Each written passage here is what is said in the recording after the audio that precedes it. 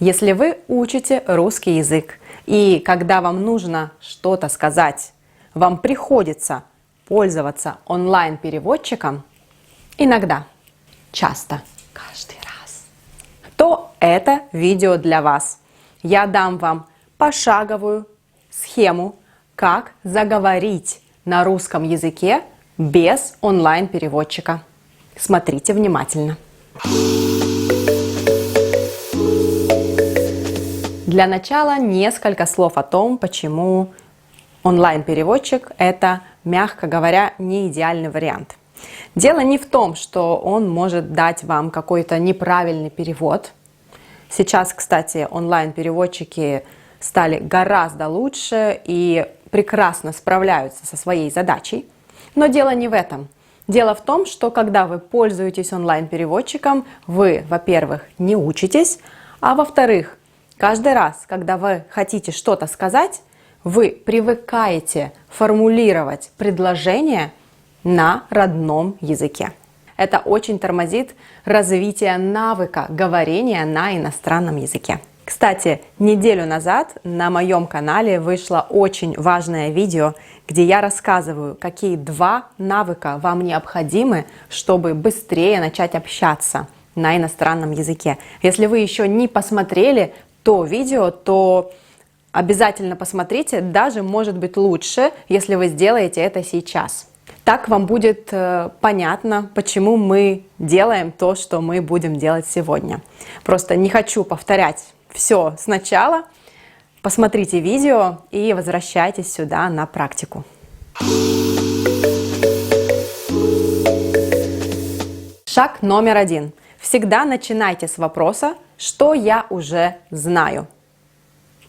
Даже если вам кажется, что вы никогда не говорили на эту тему, вы всегда знаете что-то, что вы можете использовать. Например, вы хотите поговорить о работе. Может быть, вы знаете глагол «работать». Может быть, вы знаете несколько профессий – доктор, инженер, журналист, таксист. Может быть, вы знаете вопрос «Кто вы по профессии?», «Где вы работаете?». Что еще я могу сказать? Я работаю в офисе, я работаю в театре, я актриса и так далее. Напишите все, что вы уже знаете, и все, что вы можете сказать на эту тему. Не пропускайте этот этап.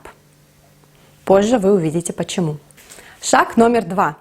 Перед тем, как начать говорить, вам нужен input, то есть текст, который вы будете или читать, или слушать. Это может быть аудио или видео.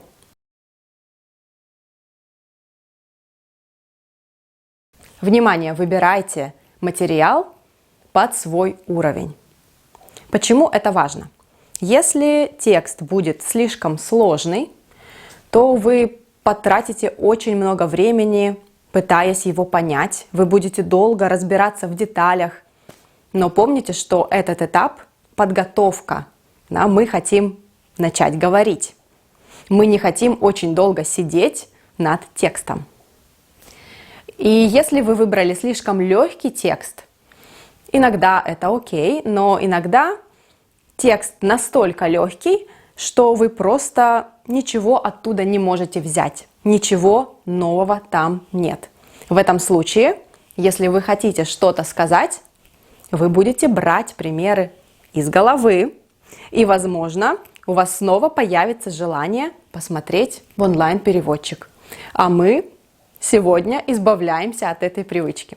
Поэтому подбираем материал под свой уровень.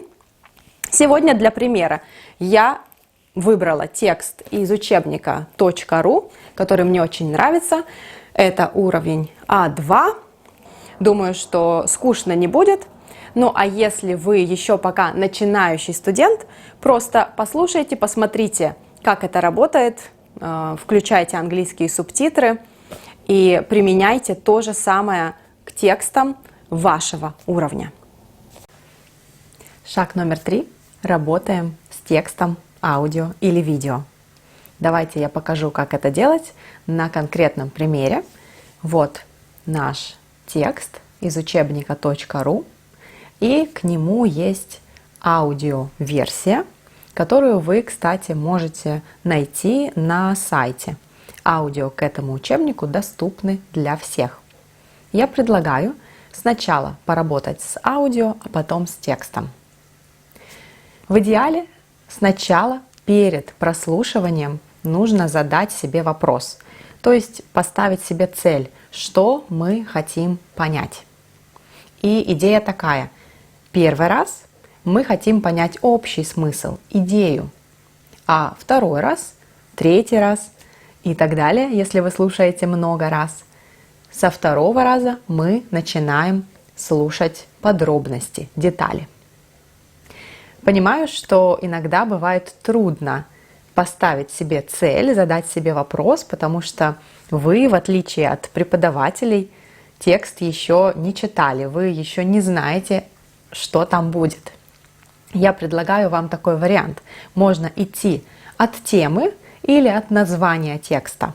Например, мы выбрали тему «Работа», да, и поэтому мы видим, что у нас будет несколько маленьких интервью, да, говорят разные люди, и мы можем предположить, что каждый человек будет говорить о работе, о профессии.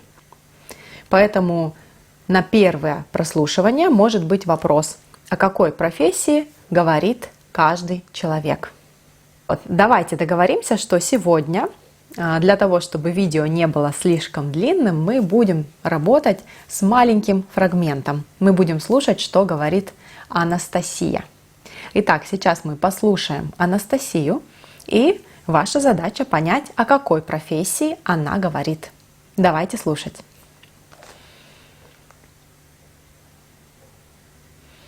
Я всегда мечтала работать стюардессой. Чтобы получить работу своей мечты, я должна была знать иностранные языки, а также быть коммуникабельным и дипломатичным человеком. Я работала стюардессой 20 лет. Во время работы на борту я должна была помогать пассажирам с багажом, предлагать напитки и обед, а также знать, как оказать первую медицинскую помощь. Конечно, все стюардессы нашей авиакомпании должны были выглядеть чисто и аккуратно. Стюардессы обычно выходят на пенсию рано. Сейчас мне 45 лет, и я уже пенсионерка. Ну как, друзья, удалось понять, о какой профессии говорит Анастасия? Напишите в комментариях, как вам было легко, трудно, услышали или нет. Я скажу правильный ответ. Анастасия говорит о профессии стюардессы. Стюардесса – это правильный ответ. Сейчас мы будем слушать второй раз. И сейчас мы хотим понять детали. Здесь желательно тоже поставить себе цель. Давайте зададим себе такие вопросы. Анастасия работает сейчас или нет? И ей нравится профессия стюардессы или нет? Давайте послушаем еще раз и попробуем ответить на эти вопросы. Я всегда мечтала работать стюардессой. Чтобы получить работу своей мечты, я должна была знать иностранные языки, а также быть коммуникабельным и дипломатичным человеком. Я работала стюардессой 20 лет. Во время работы на борту я должна была помогать пассажирам с багажом, предлагать напитки и обед, а также знать, как оказать первую медицинскую помощь. Конечно, все стюардессы нашей авиакомпании должны были выглядеть чисто и аккуратно. Стюардессы обычно выходят на пенсию рано.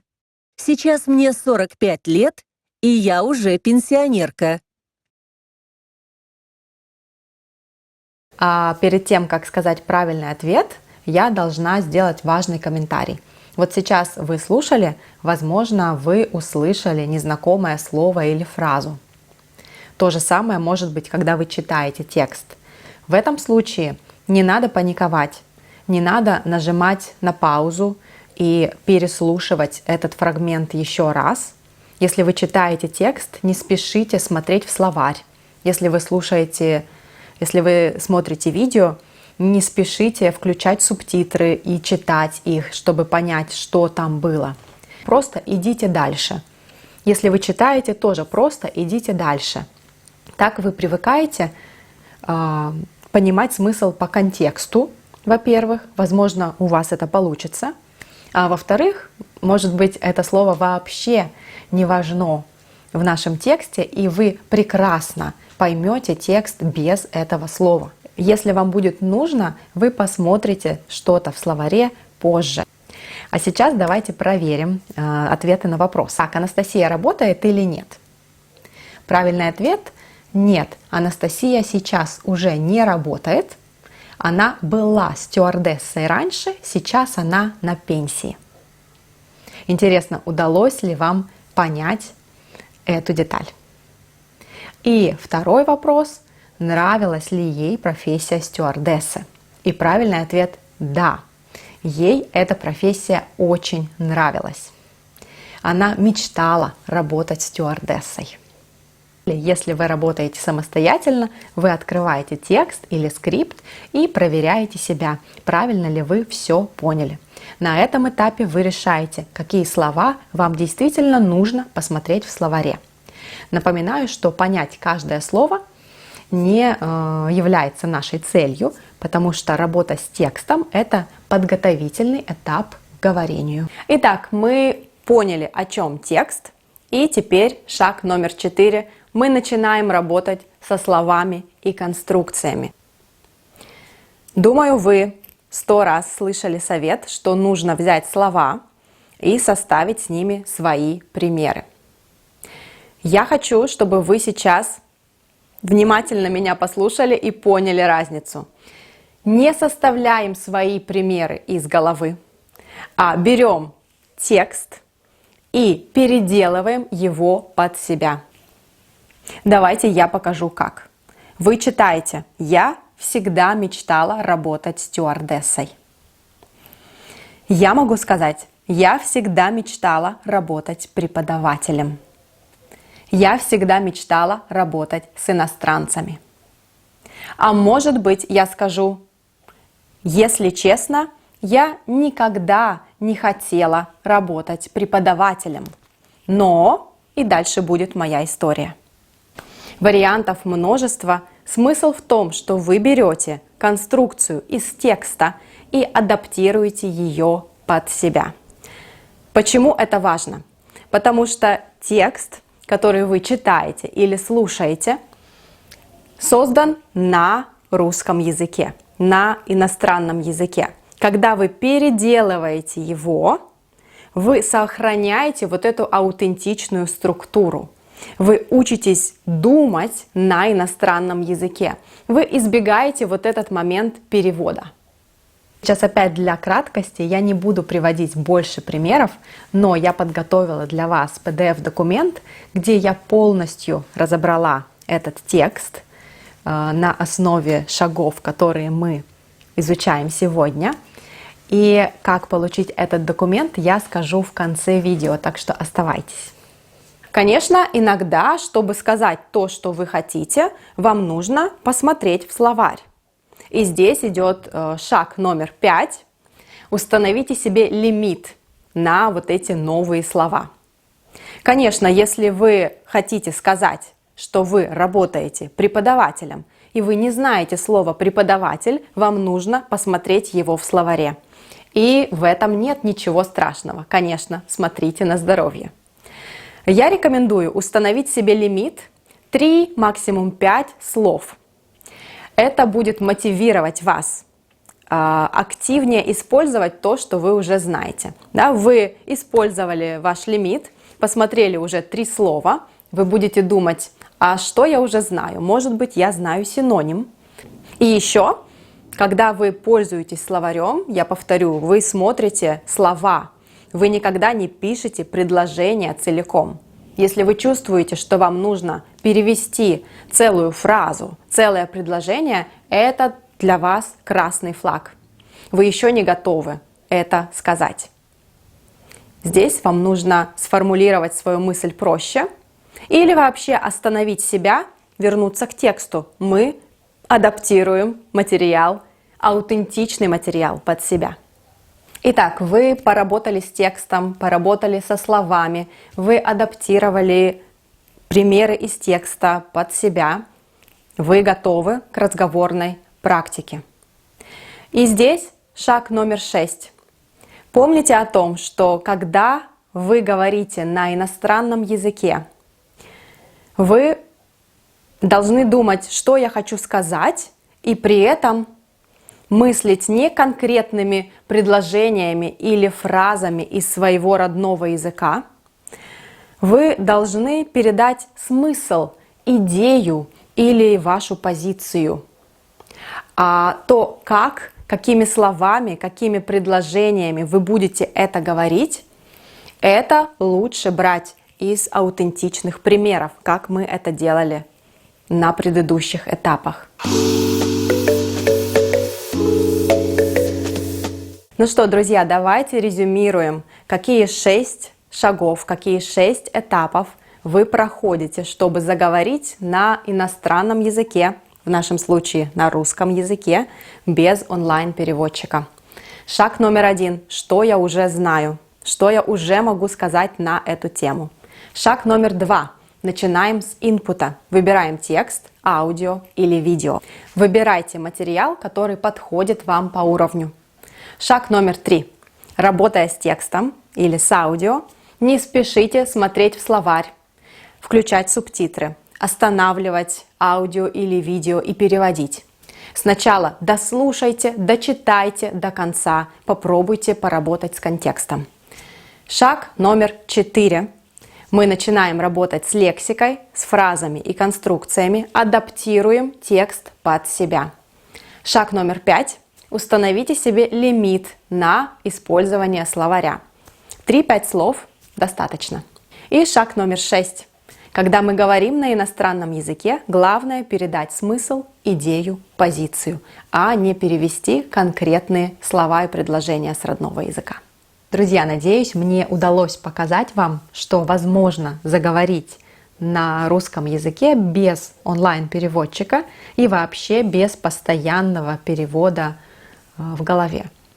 Если вы чувствуете, что у вас проблема с разговорной практикой, с говорением, я очень вам рекомендую, пожалуйста, попробуйте этот метод.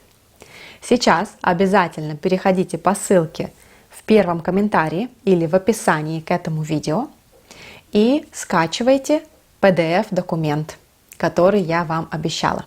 А если вам в целом близка идея, что можно говорить без онлайн-переводчика, но вы не уверены, что вы сможете это делать самостоятельно, я приглашаю вас начать вместе со мной. Я приглашаю вас на курс Conversation Confidence, который будет в мае.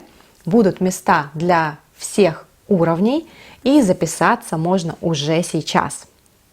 Проходите по ссылке в описании или в первом комментарии, оставляйте свой имейл, и я отправлю вам подробную информацию. Возможно, это то, что вам нужно именно сейчас. Надеюсь, что это видео было полезным, что вы будете использовать то, о чем я сегодня говорила.